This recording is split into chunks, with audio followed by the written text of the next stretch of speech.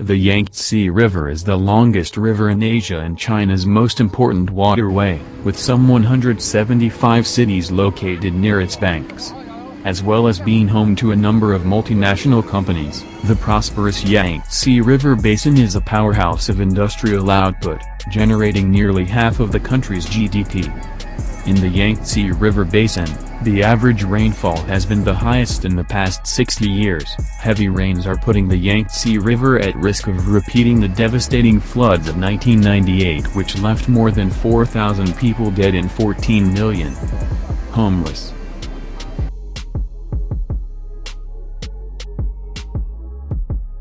China has 5 climates, and most of the eastern and southern parts fall under subtropical and tropical monsoon climates, which make the summer hot and wet. Intense rain and severe flooding has been battering China since early June, but, according to the China Meteorological Administration, the country has experienced a 20% increase in heavy rainfall since 1961. Currently, the water level of 433 rivers is above the flood control line, with 33 of them reaching record highs.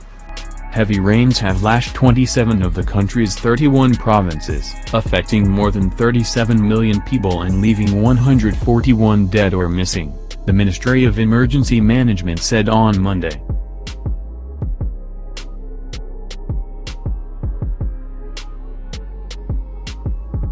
Poyang Lake, China's largest freshwater lake located in the eastern province of Jiangxi, saw its water level rise to 22.6 meters by July 13, its highest level on record, surpassing its previous record of 22.52 meters in 1998.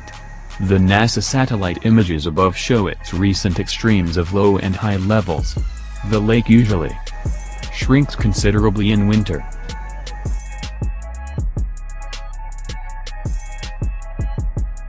China's landform is made up of plateaus, plains, basins, foothills and mountains, higher in the west and lower in the east like a 3-step ladder.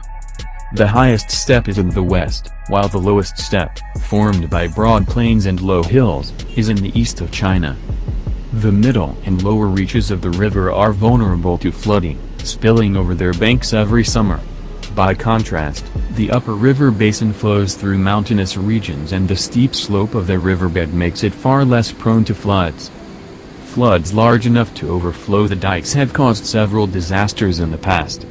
Discounting famines and pandemics, the 1931 Central China floods are generally considered the deadliest natural disaster of the 20th century. More than 140,000 people drowned, with at least 3.7 million dying over the 9 months that followed. On July 2, the Yangtze River experienced its first flood peak of the year. The Xinjiang Water Resources Commission reported the water level had reached 146.97 meters with peak inflows of 53,000 cubic meters per second, the same rate as the 1998 floods.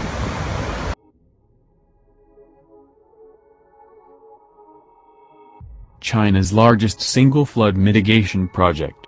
Completed in 2006, the dam generates 22.5 gigawatts of power, but its primary role was to regulate the annual flooding of the Yangtze. The dam was designed to regulate floods so large they only occur once in 10,000 years, but within a decade of its completion, Wuhan, downstream of the barrage, was inundated again as the Yangtze burst its banks. Less than 20 years after the Three Gorges Dam's completion, China is experiencing its worst floods in decades, raising questions about the dam's efficacy and whether the massive structure itself is at risk after weeks of devastating floods since June. The massive runoff into the Yangtze has led to concerns that the Three Gorges Dam will be overstressed beyond its capacity to withstand the inflow. These concerns were not allayed when the state-run Xinhua news agency reported that there had been displacement, seepage, and deformation, translated from Xinliu, by Anxing, in the dam structure. Although these threat indicators are reportedly within normal parameters, there is still fear that the dam will collapse.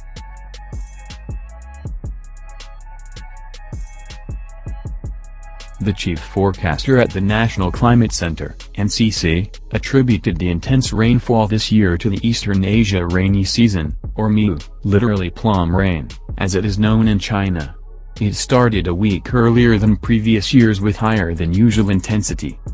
The plum rain, which usually starts in June and can last until August, is the result of a weather front that forms as moist air from the Pacific Ocean meets the cooler continental air mass.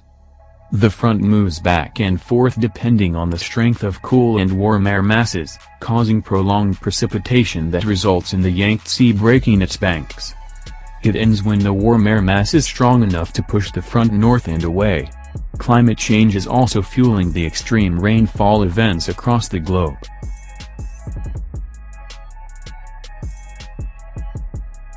The middle and lower reaches of the river are vulnerable to flooding, spilling over their banks every summer. Almost 94% of the country's population is to the east of the Hu Line, with only about one-third of the nation's land. Cities with populations of over 10 million people, including Shanghai, Chongqing, and Guangzhou, are all located to the east of the Hu Line. Home to many millions of people and plenty of resources, floods in these areas can cause massive losses.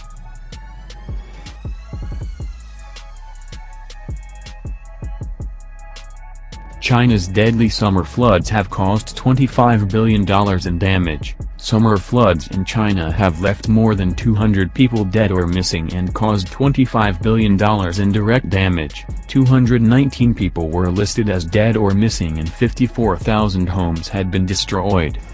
Economic losses of 178.9 billion yuan, $25.7 billion, were 15.9% higher than the average from flood damage over the past 5 years.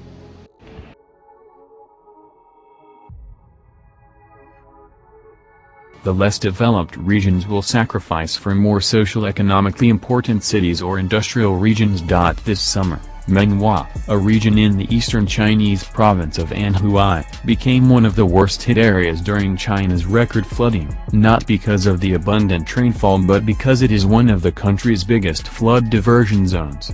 For decades, whenever floods threaten the industrial zones and key transportation hubs downstream, this region becomes submerged when officials release the Wangjia Dam upstream.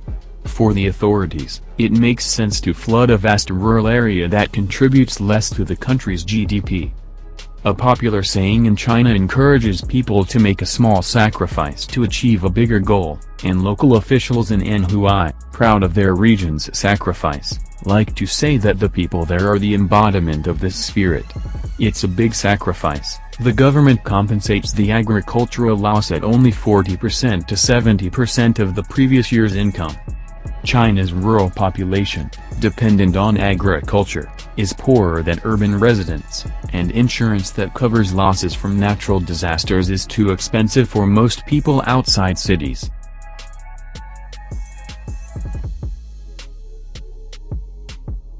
Three Gorges Reservoir braces for new round of floods. The Three Gorges Reservoir in central China's Hubei province is expected to see a new round of floods around Friday. According to a preliminary forecast by the Qingyang Water Resources Commission of the Ministry of Water Resources, the inbound flow of water is to reach more than 50,000 cubic meters per second after continuous heavy rain battered the upper reaches of the Yangtze River. The reservoir discharged water twice on Tuesday and Wednesday to prepare for the inflow. The commission asked the water resources departments of provinces and cities along the Yangtze River, including Sichuan, Chongqing, Hubei, and Shaanxi, to further strengthen flood forecasting and early warnings, and focus on flood control of small and medium-sized rivers.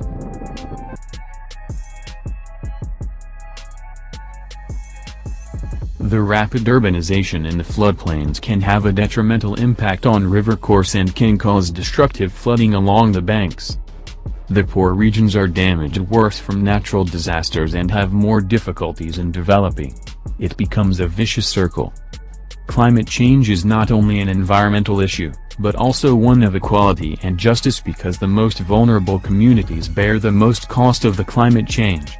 The floods in southern China this summer have made this point abundantly clear. To summarize, Flooding has impacted China for thousands of years. Perhaps it is not possible to eliminate all the floods in China now, but Chinese people will still do their best to fight against natural disasters under the circumstances while respecting Mother Nature.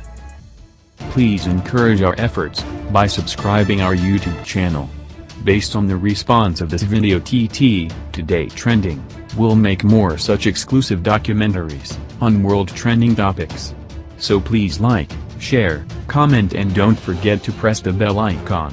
Thank you so much for watching.